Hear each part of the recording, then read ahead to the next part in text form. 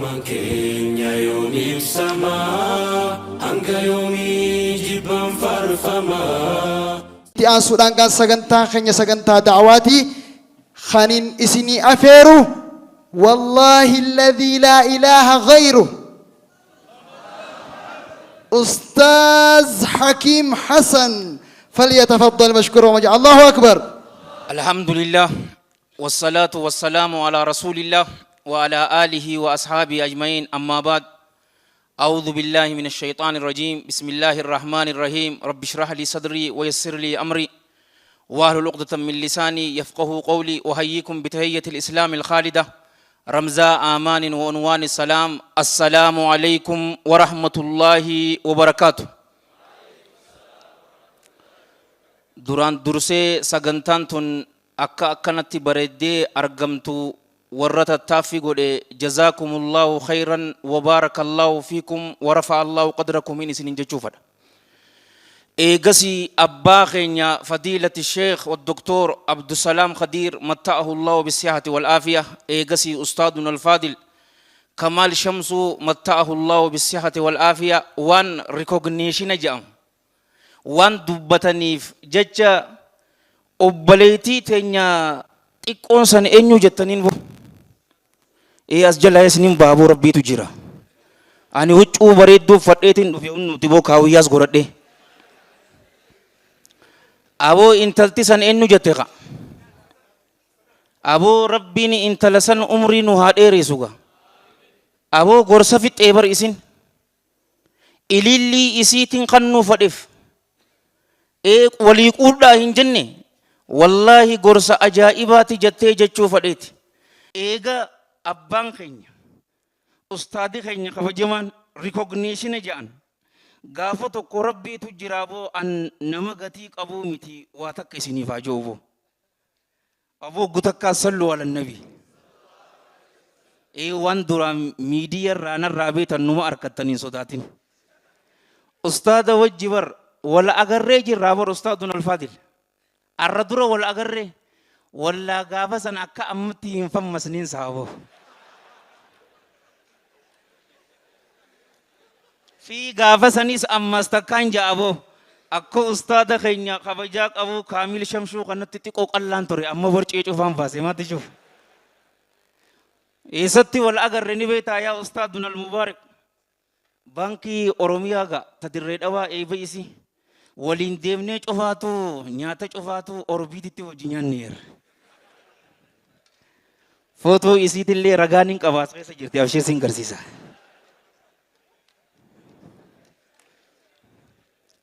guyyaa tokko oduun akkanumatti iccitii waan takkaa takkaas haajuu rabbuma jira. yeroo ani gorsa godhu bar xiqqoos akkuma ammaan tanaa namaan kofalchiisaa bar waan kana lubbuu tiyya keessaa hin finnee yooniin isiniin jee akkam jettan. imaam abu haatim muhammad ibn hibbaan albusti rahmatullahi alayhi rahmatan waasi'a kitaaba ajaa'ibaa tokko qaba rawdatul uqalaa caffeelee warra aaqiltootaa kajiru. collee daa'ii jechuun nama qaldii akka itti godhu beekuu jee garuu isii tana nin qabaa waan sahuuti aboo rabbiin waa kannubo. maaliif akka duraanii saniin jirtu qaaboo taba jijjiiruu qabda ijoolleen amman tanaa tiktaakii fi marree beetii fi ana kamaan tiktaakii siniin beeka jetteetuma qaldii godhaa neexaaf hadiita. hakiim hassan zeeroodha obboleessoo ummata gurguddaa kanan agartuu boo rabbii jiraate.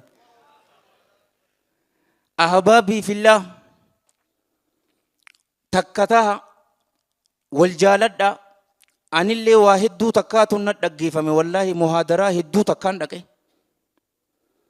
innawaa mucaa xiqqaa takkallee rabbiin dhiyootana nuufe kannee barni beetanii onnoo mucaa xiqqaa sanillee dhiisee yeroo duraatiif laziizoon matta'ahu allahu bisihati walaafiya aboo yeroo duraatiif afaan oromootiin muhaadaraa qabnaa jennaanini wallaahi an qophiidhaan jeen obboleesso guyyaa ati na yamte sani miilaanillee taatu nin dhufaan jeenbo.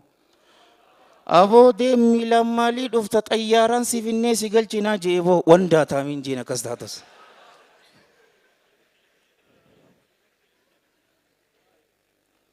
wanni rasuulli keenya sallallahu alayhi wa alihi wa sallam yeroo Madiinaa dhaqan dura Makkatti muhaajirtoota qabaniiti bar walitti obboleeyyan godhan. Eeganaa yeroo Madiinaa dhaqan muhaajirtootaa fi orma Madiinaa kana isaanis qabaniiti walitti obboleeyyan oduun goone warra Madiinaatis qabanii Oosii fi Khazraj amata 120 jetti gariin ulamaa'ii lolaa isaan jidduu ture takka walitti godhan. Eegasii muhaajirtootaa fi ansaara walitti ta'uu godhan. Arraan tana meelal nama as jiru warra Arsiiti jira, Jimmaa jira, Illuu Abbaaborii jira, Harargee jira. Aboo kun naman gammachiisu. Nu cufaatu maaltu walitti tokko nu godhe jecha dhugaa san laa ilaaha illallaatu walitti tokko nu godhe bar. Gurbaan asitti yeroo amman tana nama du'ee fakkaatu yeroo dhufe khalqiin garii ni sossodaatte maal sodaatte aboo kun karaa keenya ka dhugaati bar. Rabbiin khaatimaa nu haa tolchu malee. Ni beeytaa amman tana waa hundaatu nuti keenya seena malee keenyaa miti bar. Qaamni ati qabdu kun qaama keetii miti. Walaa jaartii ta'e walaa aangoo ta'e liphii ijatti si keessaa fuudhuu mala. Gaafa tokko sheeka ajaa'ibaa tokkootu ture biyya South Africa tana. Amaanaadhaaf qissaa tana amata lama dura fadiilati Sheekh Hamid Musa matta'ahullahu bisiyaati wal aafiya isarraa hin dhagaye. Sheekticha san yeroo agarte wallaahi mirqaana ajaa'ibaati si dhufu. Haafizun likitaabillaa bashaasha namaa tokko salaata subiitiin salaachisaa de'ee oduu deemu jiru dhagarratti shirgigaatee lafatti kufe sheektichi kun. Ahbaabii fillaa ka'uu dadhabe silkii dhabe. Jaalawwan kiyya bakka akkanattiin kufee lafarraa ka'uu dadhabee naa kutaa ji'in. Tanaafuu alaykum biddu'aa haala fayyaa fi nagaya qabnu. Fayyaan amman tana wallaftuu seeti bar. Man asbaha minkum aaminan fi sirbi mu'aafan fi jasadi indahu quutu yawmi faka'annamaa hiizat lahu duniyaa bihazaafirihaa je. Gariin ulamaa'ii hadiifni kun sanadni isaa laafaadha ja'an ammas amaanumaadhaaf. وحسن إسناده علامة الألباني في السلسلة رحم الله الجميع رحمة واسعة.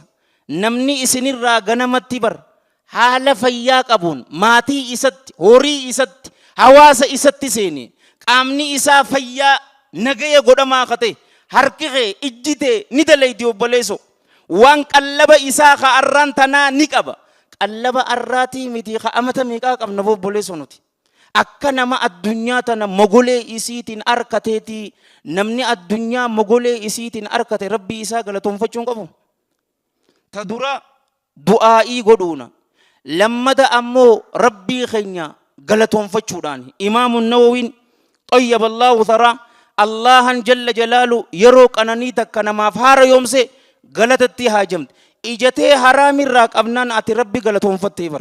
Wa ammaa bini'imati rabbika fahaddith rabbiin maallaqa sii kannee maallaqa keetiin yatiimaa fi hawaasa keetiif yoo dhaabbatte ati rabbii kee galatoonfattee jirta. Yoo qorqodaa taate ammoo afaan qofaan alhamdulillah jechuudhaan hin galatoonfanneen. Beekumsa yoo sii kanne beekumsa keetiin hawaasa kee jala hawaasa kee cinaa dhaabbachuu qabdaan. Ikonoomii akka amma agartu kana waa hunda qaalawee jetteetiti wayi waattamoo ati rahiimur rahmaani jira jettee warra tawakkula qabu gabbeheetis nin falata garuu inni ni razaqaa. Hadiisa bareedduu takka isin yaa'imu man ja'ala al-humuuma hamman waahidan hamma aakhiratihi kafaahu Allahu hamma duniyaaji.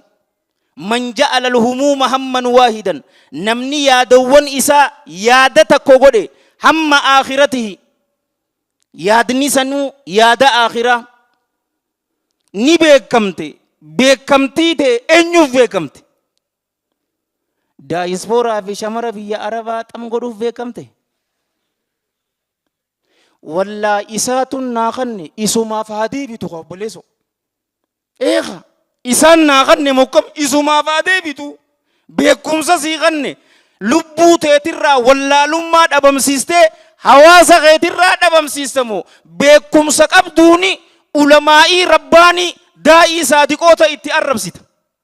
Amma wanni kanaatunis ni jirti ni beektaa miti. Taargeeta ulamaa'ii rabbaanii daa'ii saadiqootuma arrabsu maali boo sifaan akkanaa sifaa muuminaati. Yaadawwan isaa yaada akhiraa godhe da'awaa goota rahiimur rahmaan barbaaduuf yoo akkas taate habiibii fillah abshir addunyaa guutuutu da'awaa ta'e dhagaya. Yoo ammoo laayikii fi sheerii fi maallaqaa fi guddina hawaasa keessa feete wallaahi alladhii laa ilaaha gayru da'awaan ta'e girgiddaa kanan dabartu. ومن تشعبت به الهموم في أهوال الدنيا لم يبال الله في أي أوديتها هلك. حسن لغيره حديث نقول ابن مسعود رضي الله عنه نمني جرون الدنيا دم دم اتباست جرو دنيا تنخيستي الله هم بددو جيبر لجن جرو دنيا خم خيستي دوئه هم بددو ilmaan jaldeessaatii fi ilmaan booyyee Israa'el ni beeytanii eelen shaaroon akkam godhe nama garii aangoon maraache aangoon jaalatin hin jenne bara habiibi akka obboleessi kiyya jee iskiil nama hogganuun ayilitti haajamti yeroo garii diktaatara ta'uu qabdaa barni beeyta yoo kana jette gaa hawaasni dagaala sikkaasa obboleessoo nama laafaa yoo taate diktaatarummaa akkam ta Umar ibn al-Khattab sani radiyallahu anhu yaa ergamaa rabbii nadhiisi murmaan irraa aboo akkasiiti malee fadhinnaa teetii fi miti beek mal godheen paaraalaayizii godhee ajjeese bara. Habiibii nama zinaa godhee du'eetu jira ni beektan. Jiruun isaa gaadhalaa haraamiin jaalachuudha. Sa'aatu gahe nin dhaaban sodaatiin boo abshiriin sin jaani hariifaa bara obboleesso xaafa shana seetee boo. Isinirraa gabaabsee taan ahibbatii fillah waan hin lubbuu ta'e durallee lubbuu tiyya yaadachiisu. Alharbu sana wal maska yoom. Harbin amata dheeraa deemti. Guyyaa tokko qabamuun injifannoo fi injifatuun guyyaa takkaa beeki. Keessaawuu nama dura dhaabbatee nuti warra nama gorsu. Aboo rabbiin ni dandahaati sitirii isaa bareedduu rabbi nurraa hin kaasin. Wallaahi sitirii isaa malee dalagaa gaarii habbaa takka hin qabnu ni beekta. Yeroo namni si jaalate kasi jaalate ati waan hariifa taateefi miti bar. Allahan xurii ta'e dhoyseetiti hawaasa kee waan gaarii garsiise. Kafaarsan sitirii rabbiiti malee ati miti. Tanaafuu sitirii tana rabbi nurraa hin kaasin ammallee warra sitiriin san isaan deederraa rabbi nun godhini. Aboo warra as jirtan cufaatu rabbi yaada muraada keessan isiniif haa guutu. Obboleeyyan keenya waan kanaan warra dhaabbate rabbi yaada muraada isaanii haa guutu. Allahumma salli wa sallim wa barik ala sayyidina Muhammadin wa ala jamiil mursaliin wa akhiru da'waana alhamdulillahi rabbil alamin wassalaamu alaykum wa rahmatullahi wa barakatuh. Tokkummaan keenya yoom ibsamaa hanga yoomii jibbaan faarfamaa.